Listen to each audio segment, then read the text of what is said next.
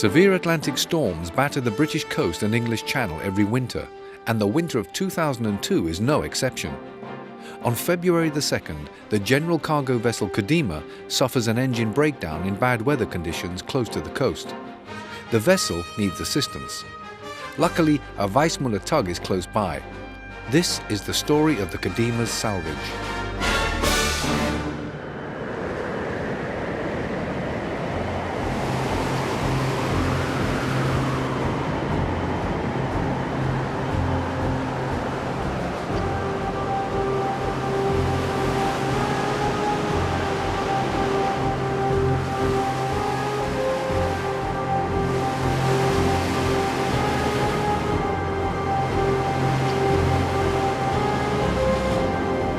A 6,000-ton freighter is drifting towards the Cornish coast tonight just down the after coast a Russian here, off crew the coast of abandoned. Cornwall, and that was that a Maltese registered cargo ship carrying timber raised the alarm just after 5 o'clock this morning. It was called the KODIMA. There were 16 people on board. Royal Navy helicopters from Culdrose were scrambled off the southwest coast when a Maltese flagged ship began sinking in mountainous seas off St. Austell. 16 Russian sailors were airlifted to safety and taken to Cornwall. Coast Guards warned that after their timber washed from the 6,000-ton decks ship could pose a threat to shipping. They've been trying to get a line to the vessel, but those efforts have failed, and tonight, with tugs still on standby, the KODIMA has run aground. The salvage operation will now be launched. Daniel Bircher, BBC News.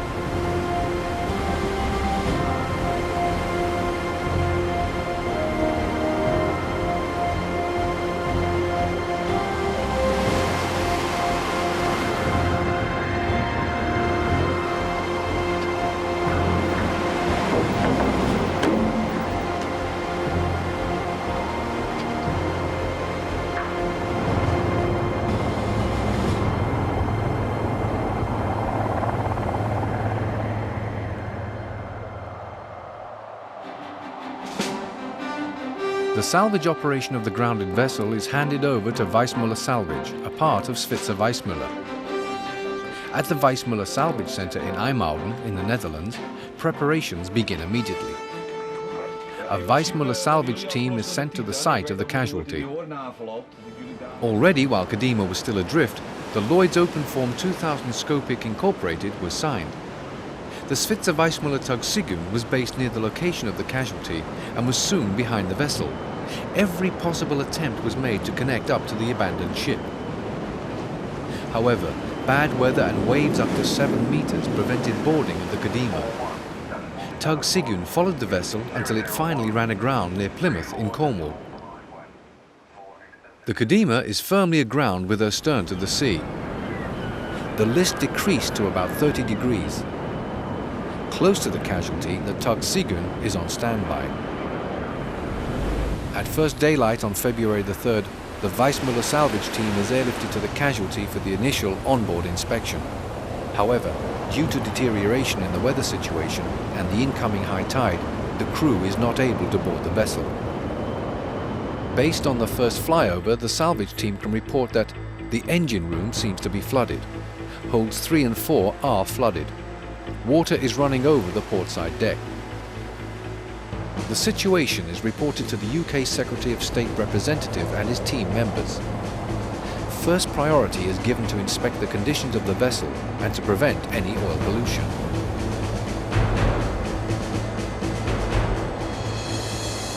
Later in the afternoon, the team succeeds in boarding the vessel. The first onboard inspection is carried out with the following main findings. Engine room is flooded and remains flooded with water above water level outside. Holds 1 to 4 are flooded. In hold number 4, most of the cargo has disappeared and part of the hatches are missing. The list of the vessel is 15 degrees. The 24-hour salvage operation is coordinated from the Weissmuller Salvage Emergency Response Center in the Netherlands. In the evening, additional salvage equipment is loaded on a truck departing for England. At the same time, tug Sigun enters the port of Plymouth for briefing of the crew and to get a floating rope on board. In the following days, the weather is appearing to ease slightly. The forecast indicates a short period of potential workable weather. However, bad weather can be expected during the coming days. The salvage team is taking a first batch of equipment on board the vessel. This enables the crew to install the necessary blind flanges on the vent pipes. Careful actions are taken to prevent the seepage of fuel oil from the vessel. At the port of Plymouth, the salvage equipment from IJmuiden has arrived.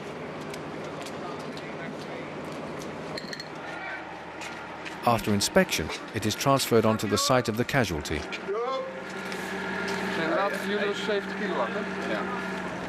The rough sea makes it impossible to work with vessels close to the casualty. The only possibility is to airlift the salvage equipment to the stranded ship. Close to the casualty is an old military installation, Fort Tregantle. The parking lot inside the fort is used as a base for preparing equipment to be slung over to the ship by helicopter. A carefully planned load of salvage equipment and supplies are ready. Spare gear must be available in case equipment is lost or damaged during transport, or at operations on the vessel. On February the 7th, the plans are to start airlifting the equipment to the vessel. However, after the helicopter has lifted the salvage crew to the vessel, the weather is once again getting worse.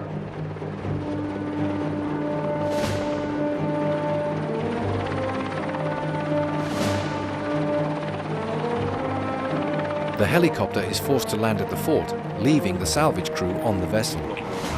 If it gets worse, then... It is probably a question of sooner rather than later. With the weather, it looks like it might be getting worse. Yes. Okay, well there is a possibility that the weather could close in more than it is at the moment. We looked initially at the stern this morning. The hover references were sufficient, not ideal, but what put me off completely was on 2 or 3 occasions we saw waves hitting the stern. It takes a Sea King helicopter from the Royal Navy Rescue to pick up the salvage crew again from KODIMA. This aircraft is better equipped to operate in extreme weather conditions.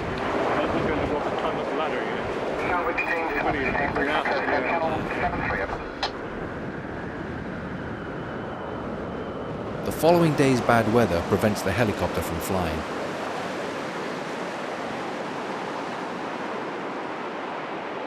On the 9th of February, the weather is finally getting a little better, allowing operations to begin as planned.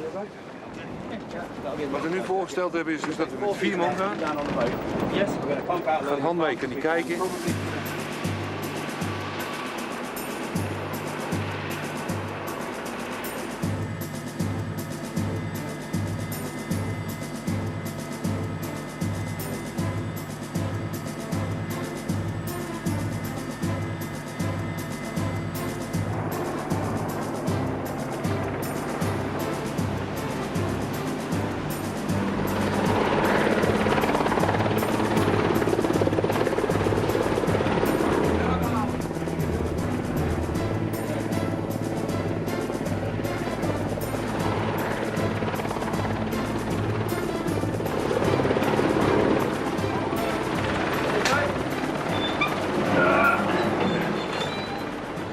The Weissmuller salvage crew on the site consists of 13 men, highly skilled and each with their own speciality.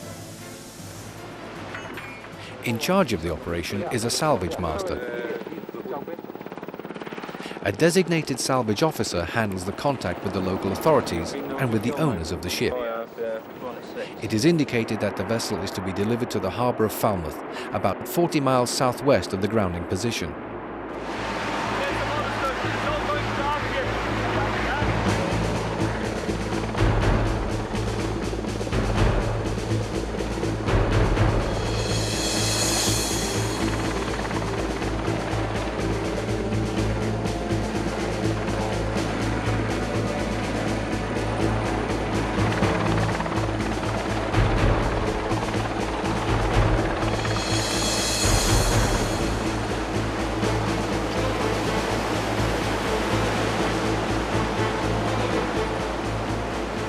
The Weissmuller salvage naval architect arrives from IJmuiden.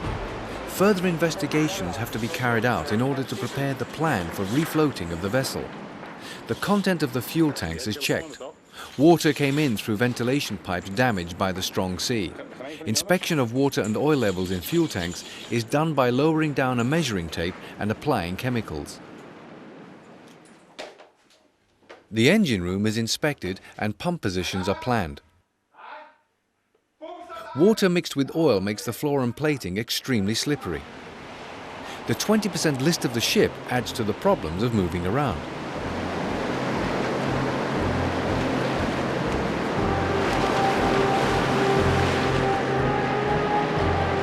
In the afternoon of February the 11th, bad weather is building up again, and the salvage crew is once again forced to leave the ship.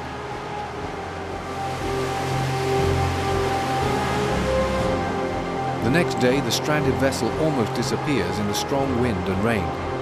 No flying today. Ja, we staan hier gewoon op het helikopterplatform even in die oude staat gewoon de schudden.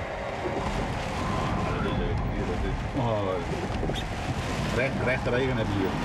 Dan voor die 12. Nou.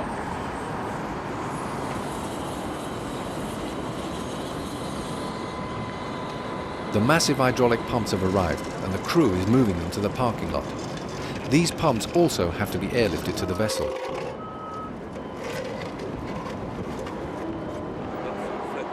A local blacksmith is employed to construct iron frames, which will support the pumps while they're being used on board the vessel. What size hollow squares? We will take the measurements. Okay, so if we... Buddy? We have to get the sling as well. I'll get you. Drawings of KODIMA have been obtained, and at the hotel, the crew is in discussion on how to proceed further with the salvage operation. The main issue is the remaining oil in the fuel tanks of the grounded vessel. There are two possibilities. The first is to let the oil stay in the tanks during reflotation. The alternative is to remove the oil from the fuel tanks beforehand. However, removing the oil to another vessel, especially in bad weather conditions, might be dangerous and thus be a threat to the environment. The weather is finally getting better, enabling the salvage crew and the helicopter to continue their work. Back on the ship, the power of the sea is very obvious. This is how a part of the hatch of hold number 4 looked when the ship was abandoned on February the 11th. 2 days later, after the storm, the solid steel hatch has been bent like a piece of paper.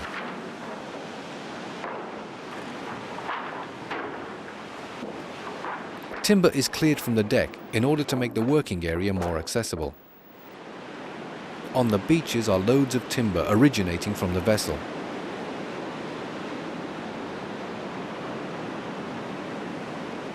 Beaches close to Plymouth are precious and quite popular, especially during summertime. As a consequence, environmental organisations as well as the English authorities follow the salvage operation closely. Very popular. Because in the north coast, south coast of Cornwall, people come from all over the UK. It's the best surfing in the UK. So depending on the weather, they'll either go to the north coast or the south coast. And this is one of the best. The foremast on KODIMA is cut in such a way that it stays on board, but without interfering with helicopter operations.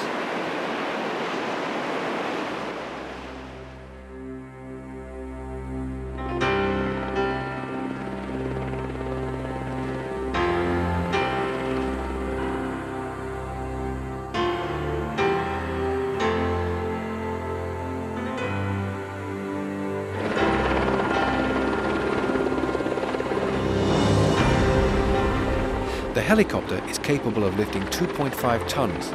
The heavy hydraulic pump power packs press the helicopter to the limit.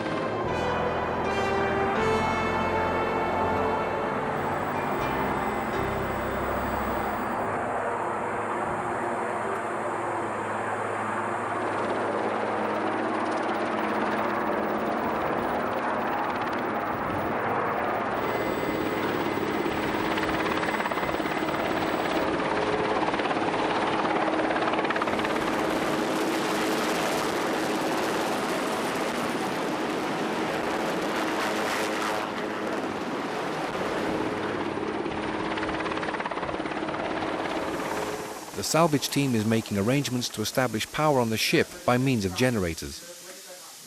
The forward generator is started and connected up with wiring. Also, a compressor is connected for the use of mobile winches. hoses and pumps are placed in position and tested.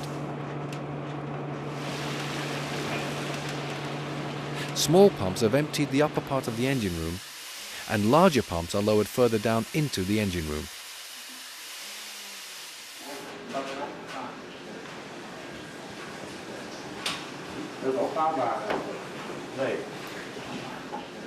The placing of pumps in the engine room is a difficult operation due to the inflow of water mixed with fuel oil.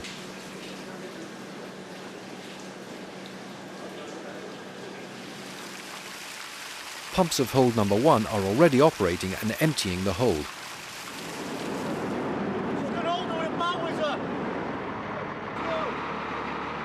At the port of Plymouth, the Svitzer Weissmuller tug Battle Axe has arrived. The vessel takes on board oil dispersant for use in its spray boom. In case the situation at the grounded vessel deteriorates, this equipment will be used for oil pollution abatement. Additional equipment for this use is ready on the quay as well. Also in the harbour, the small tanker Witask is on standby in case the fuel oil on KODIMA has to be transferred.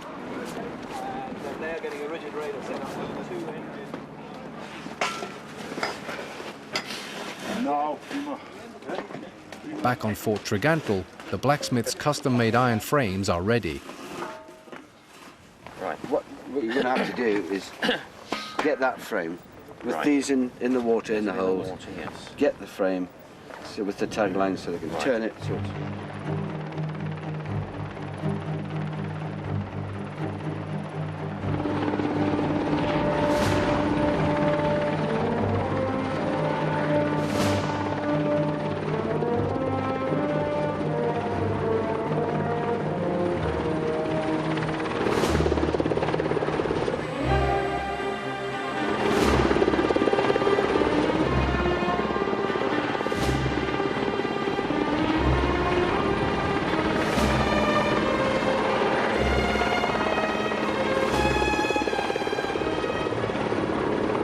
The iron frames that hold the pumps have been custom made to fit on the hatch coamings, allowing the pumps to be lowered further down into the flooded holds.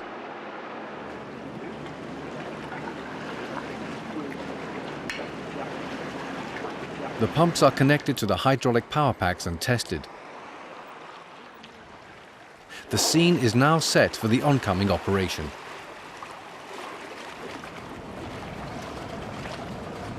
Dive inspections are made around the ship. Special attention is aimed at the lost hatches.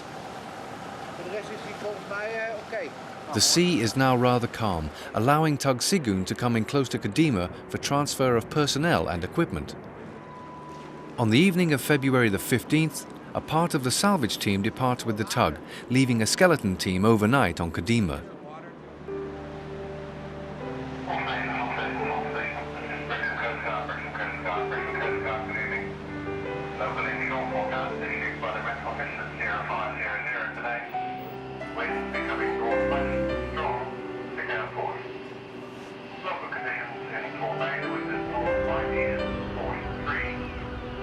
Later the same evening, as tug Sigun is entering the port of Plymouth, a meeting is held together with the UK Secretary of State representative.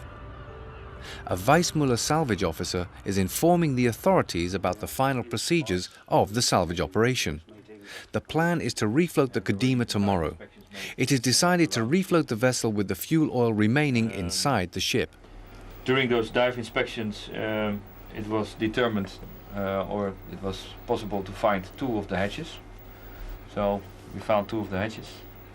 They are next to the ship and they are buoyed off. So if everything is okay, the buoys stay there. You can easily identify them and pick them up.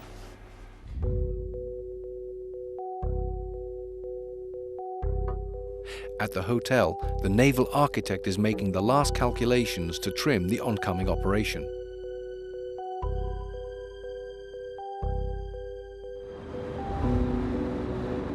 Next morning at first light, tug Battle Axe is taking the salvage crew back to KODIMA. Sigin, Battle Axe. The day of the refloating operation is finally here. As the tug arrives, the salvage crew on KODIMA has already started the pumps in the engine room.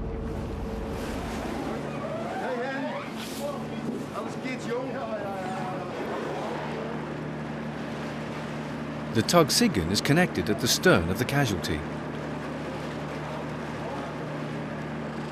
Tug Battleaxe is connected up at the starboard bow to keep KODIMA off the underwater hatch covers on the port side of the vessel.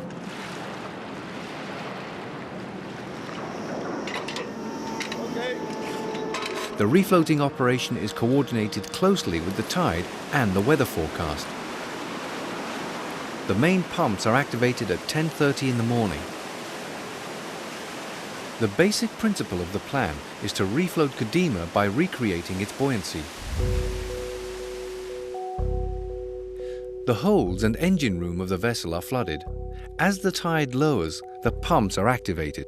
First, hold number 1 and the engine room are dewatered. As the tide drops, it is possible to start dewatering hold 3, 4 and 2. The vessel is then refloated by the incoming high tide. The KODIMA is brought into an overall floating condition, whereafter the tugs can move the vessel out.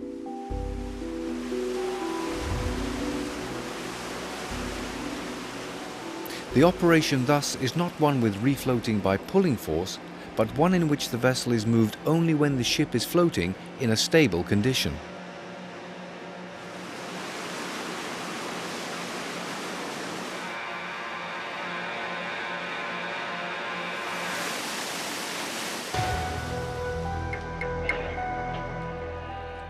Time for a last coffee break on the listed vessel.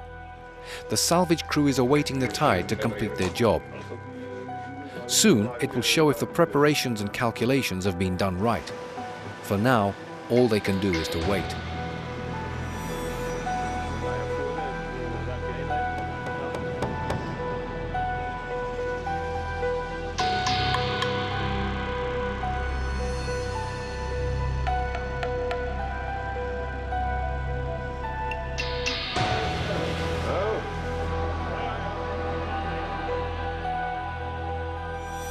The clinometer on the bridge of KODIMA still shows a 14 degrees list.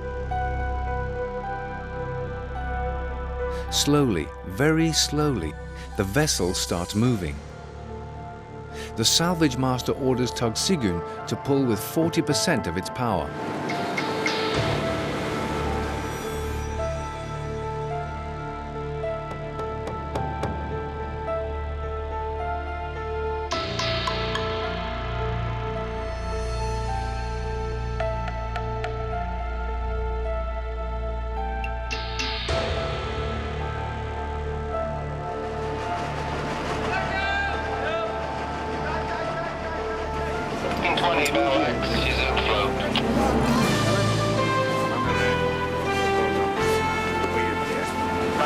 Just give it a little bit of stern power just to keep the bow steady so we can steer a little bit. Battleaxe, Roger. 1720, okay, thank you. Slowly, tug Sigun pulls the vessel away from the English coastline, while tug Battleaxe is steering at the bow. KODIMA has been refloated.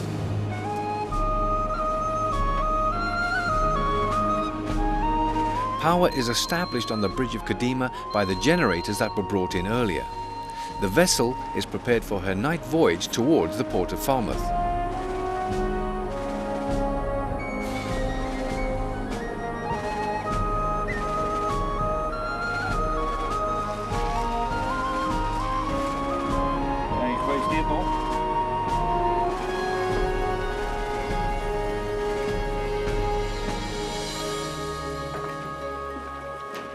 In the engine room, the salvage crew is preparing to treat parts of the engine with chemicals to reduce damage done by the salt water. Under the guidance of the towmaster, tug Sigun is leading the convoy towards Falmouth.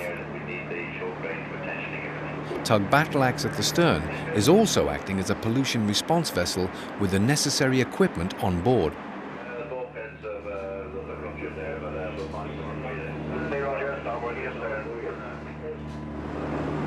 As the ships approach the harbour of Falmouth, the local port harbour tugs connect up.